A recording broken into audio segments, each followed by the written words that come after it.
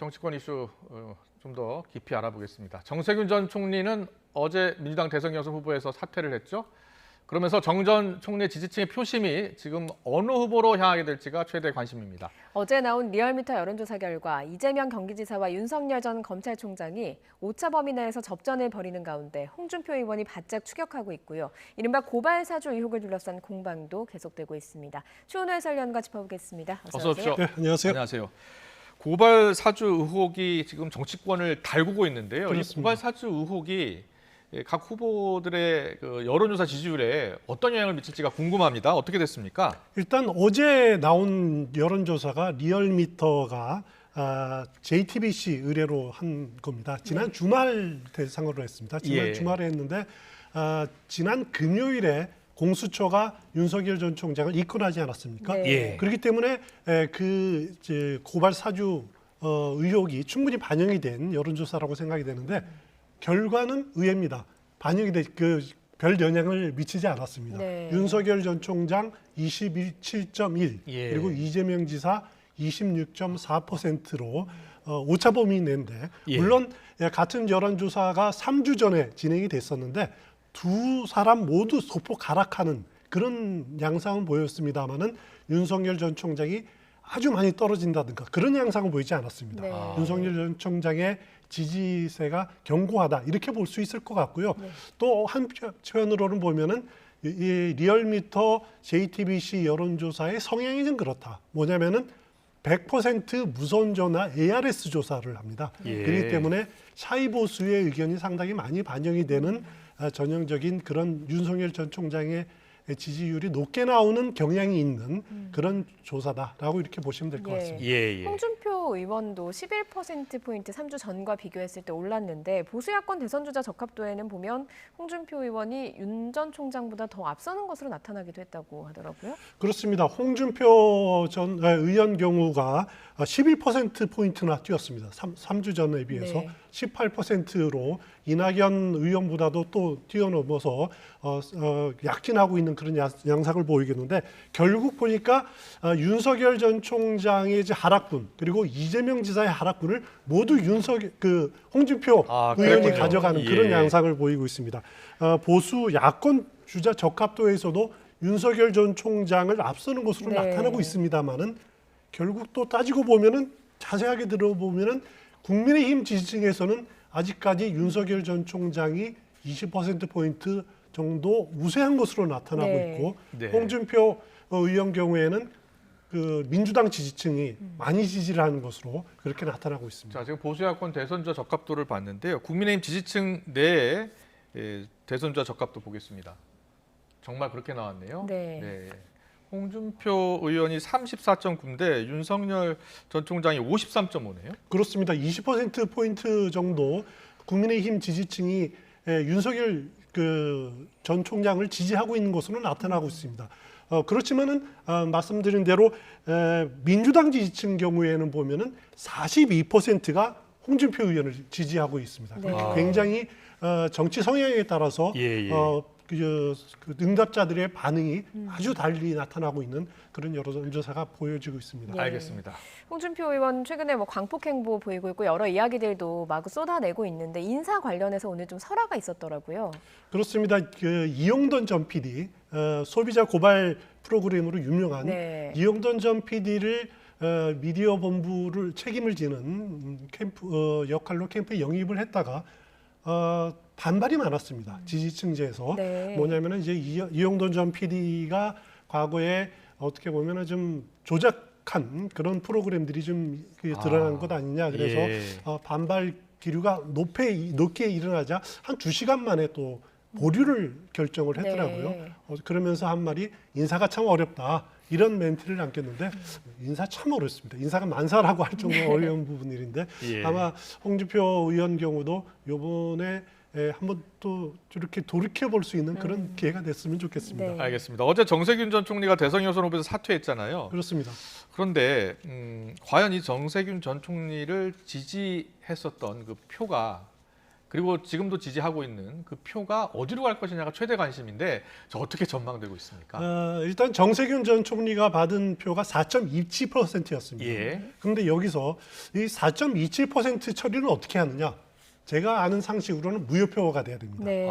아직 그 민주당 예. 선관위에서 결정을 하지 않았지만은 네네. 그렇게 무효표가 됐을 경우는 어떻게 되냐면은 지금 이재명 지사의 누적 득표율이 51.41%일 겁니다. 예. 그것이 53%가 넘게 됩니다. 아. 무효표가 되면은요. 예. 당연히 이낙연 그 의원 경우도 31%가 조금 넘는데 네. 그 무효표가 되면은 32.4% 정도로 높아갑니다. 네. 이렇게 비중이 높아지기 때문에 네. 결국 사퇴의 역량은 그 이재명 지사가 더 효과를 보는 그런 네. 것 양상으로 나타날 텐데 예. 과연 다음 주에 진행될 그 호남 경선에서는 누구한테 유리하게 되느냐? 사실 가늠하기는 쉽지는 않습니다. 물론 이제 이낙연, 정세균 두 분이 거의 비슷한 점이 많습니다. 그 국무총리를 지냈죠, 호남 출신이죠. 또 어떻게 보면은 이제 비슷한 그 경륜과 안정감이 있는 그 후보들하는 점에서 지지층이 겹치지 않겠느냐라고 하는 분석이 일반적입니다. 네. 그래서 이낙연 의원 측에서 좀 유리하지 않겠냐라고 하는 이렇게 볼 수는 있겠습니다만은.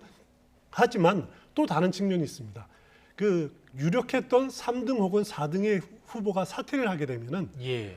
그 표가 나중에 경쟁을 할 때 3, 4등의 표가 없어지면은 결국 1등, 2등 표가 높아지는 거예요. 네. 예. 같이 높아지는 거거든요. 예. 그러면 이재명 지사의 과반을 뛰어넘는 그럴 가능성이 또 높아진다. 아.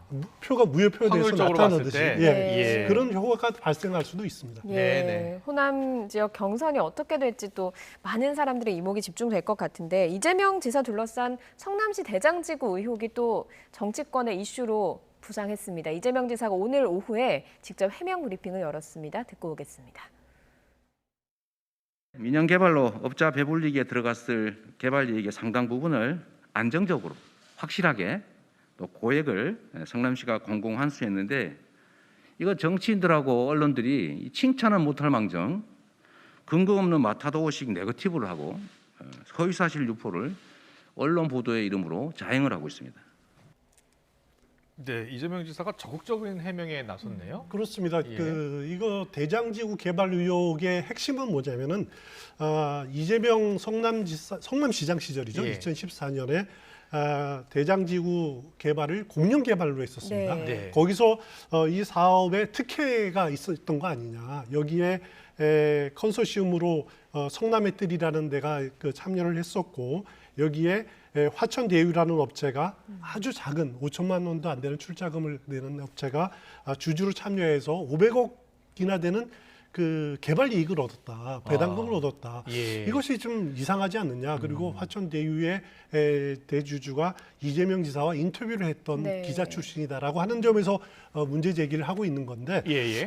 이재명 지사의 또 해명을 들어보면 또 그럴 듯합니다. 이 사업은 어떻게 보면은 자신이 원래는 민간의 개발을 하려고 했던 것을 성남시장이 되면서 공공개발로 바꿨다. 그렇기 때문에 민간의 특혜를 막은 사업이다. 네. 결국 5천억이 넘는 개발 이익을 성남 시민들에게 돌려준 네. 사업이다. 그리고 화천대유라고 이렇게 거기서 진행되는 것은 사업 시스템상 어쩔 수 없는 그런 시스템이었다라고 해명을 하고 있습니다. 양쪽의 주장을 보면 또 의혹을 제기할 수도 있을 것 같고요. 예. 또 이재명 지사의 또 해명을 들어보면은 이해가 되는 부분들도 있을 거고요. 네. 그래서 이 부분은 좀 더 시간이 지나면서 갖가지 증거, 자료 이런 것들이 축적이 돼야지 판단을 내릴 수 있을 것 같습니다. 예. 그런데 이 문제에 대해서 이낙연 전 대표도 관심 있게 지켜보고 있다 이렇게 이야기했어요. 그렇습니다. 아직 본격적으로 이낙연 캠프 측에서 공세를 취하지는 않고 있습니다. 예. 주로 국민의힘이나 아니면 보수 언론에서 공세를 하고 있기 때문에 지켜보는 수준에서 머물고 있는데 예. 만약에 앞으로 이런 사건의 성향상 증거라든가 또 새로운 증언들이 막 쏟아져 나올 네. 경우에 어느 쪽으로 불똥이 튈지는 모릅니다. 예. 그렇기 네. 때문에 섣부른 판단을 내리기는 아직은 좀 이른 단계가 아닌가라는 예. 생각이 듭니다. 그리고 이낙연 전 대표요. 의원직에서 사퇴하겠다라고 하는 배수의 진을 쳤잖아요. 어제 윤희숙 의원에 대해서는 사퇴안이 국회에서 처리가 됐는데 이낙연 전 대표는 어떻게 되겠습니까? 사퇴안 저는 처리가 될 거라고 봅니다. 예. 본인의 뜻이 워낙 강하고 오늘 이제 박병석 국회의장 만나서 사퇴해서 처리해 달라고 했는데 제가 보기에는 지금 대정부 질문이 열리고 있습니다. 이번 주 목요일까지 16일 처리될 공산이 저는 크다고 생각이 되고요. 국회 본회의가 그때가 아니면은 추석 지나고 27일, 29일 예정이 돼 있습니다. 네. 또 그 이후로는 국정감사가 진행이 되기 때문에 10월 말에나 국회 본회의가 열립니다. 만약에 이낙연 지사 그 의원의 의지가 명확한 이상은 받아들이는 게 맞다. 그래서 16일 처리하고 그 배기종군하는 상태에서 호남 경선을 맞는 것이 오히려 이제 당도 또 오랫동안 일해온 이낙연 후보에 대한 배려가 아닌가라는 생각이 듭니다. 네, 알겠습니다. 야당은 지금 고발 사주 의혹인데 그 주자 간 또 갈등이 지금 이어지고 있나 보더라고요. 그렇습니다. 예. 야당에서 그 윤석열 캠프 측에서 명확하게 홍준표 의원 측의 인사가 그 제3자로 배석했다라고 표현을 하지는 않았습니다. 예. 물론 윤석열 캠프 측에서 이제 고발을 했을 때 그 모임에 참석한 것으로 추정되는 성명불상자, 동석자를 고발을 했다라고 하면서 그 사람이 누군지는 여러분들이 지금 취재해 보면 알 것이다라고 운만 띄운 상태지 네. 홍준표 의원 캠프 측근이다라고 하지는 않았습니다. 하지만은 여러 가지 정황상 홍준표 의원 측에서는 윤석열 그 캠프에서 좀 너무한 것 아니냐. 같은 당 동지끼리 이렇게 의혹을 제기하는 듯한 발언, 그 운을 띄우는 것이 맞느냐라고 이렇게 이제 반발을 하고 있고 사실 이 경우에는 뭐 논란이 되고 있는 박지원 국정원장이나 아니면은 이제 조성원 씨나 또 참석했다라고 그 추정이 주장이 되는 성명불상자라고 하는 네. 홍준표 의원의 측근도 다 그 부인하고 있기 때문에 예. 사실 아닌 것으로 결론이 나지 않는 박지원 그런 것 원장도 같습니다. 부인을 했고요. 제보자도 부인을 한 상황이기 때문에 지금 이거는 하나의 의혹에 지금은 지나지 않은 그렇습니다. 상황이죠. 예, 네. 알겠습니다. 고발 사주 의혹 대 제보 사주 의혹 이렇게 여야가 맞붙고 있는데 대선 전국에 상당히 오랜 기간 좀 파장을 미칠 것으로 예상되죠. 네, 상당히 미칠 겁니다. 네. 특히 이 건에 대해서 윤석열 전 총장이 짊어질 수밖에 없는 그 짐은 뭐냐면은 윤석열 전 총장이 손준성 검사로부터 보고를 받았든지 보고를 안 받았든지 간에 하여튼 관리 책임이 있는 것 아닙니까? 당시 검찰총장으로서 예. 법적인 책임이야 없더라 하더라도 도덕적인 책임, 관리의 측면은 틀림없이 있기 때문에 만약에 공수처 또 검찰 감찰 결과 손중성 검사의 개입 의혹이 사실로 드러난다라면은 예. 당시 검찰총장이었던 윤석열 후보 측도 도의적인 책임 그리고 관리 책임은 피할 수 없을 겁니다. 예, 알겠습니다. 네, 이런 가운데 김종인 전 비대위원장 윤석열 전 총장에 대한 언급을 했습니다. 파리떼에 둘러싸였다 이렇게 평가를 했는데 어떤 내용인지 듣고 오겠습니다. 그 사람이 참 정치를 처음 해보는 거기 때문에 쉽게 정당에만 들어가면 뭐가 더 잘 될 줄 알고 했는지 모르지만 아마 최근에 와서는 본인 스스로도 그 결정에 대해서 상당히 후회를 하지 않을까 하는 이렇게 생각을 해요. 아마 거기에 파리떼가 잔뜩 모였을 거란 말이야. 응? 그 파리떼를 제대로 정리를 못하면은 소기의 목적 달성하기가 힘들 거라고 그랬는데 결국은 그 파리떼에 둘러싸여가지고 지난 한 5개월 동안을 갖다가 거기서 지금 헤맨 곳이 지금 윤석열 총장의 오늘날 현주소가 아닌가 이렇게 봐요. 네, 김종인 전 비대위원장은 사실은 국민의힘에 들어가지 않을 것 같다라고 예상을 했었는데 그렇습니다. 전격적으로 이제 입당을 하지 않았습니까? 그래서 김종인 전 비대위원장이 이렇게 보고 있는 건 아닐까 생각도 들어요. 일단 파리떼가 몰린다라고 하는 부분들은 이제 지난번에도 한번 한 지적이 예. 있었고요. 네. 그 부분은 윤석열 전 총장이 명확하게 한번 캠프를 둘러볼 필요가 있습니다. 한번 점검할 필요가 있는데 과연 김종인 전 비대위원장 말처럼 윤석열 전 총장이 계속 제3지대에 남았으면은 예. 어땠을까? 이런 상상을 한번 해볼 필요가 있습니다. 물론 예. 역사적 이풀을 너무 많이 하는 건 안 좋지만 예.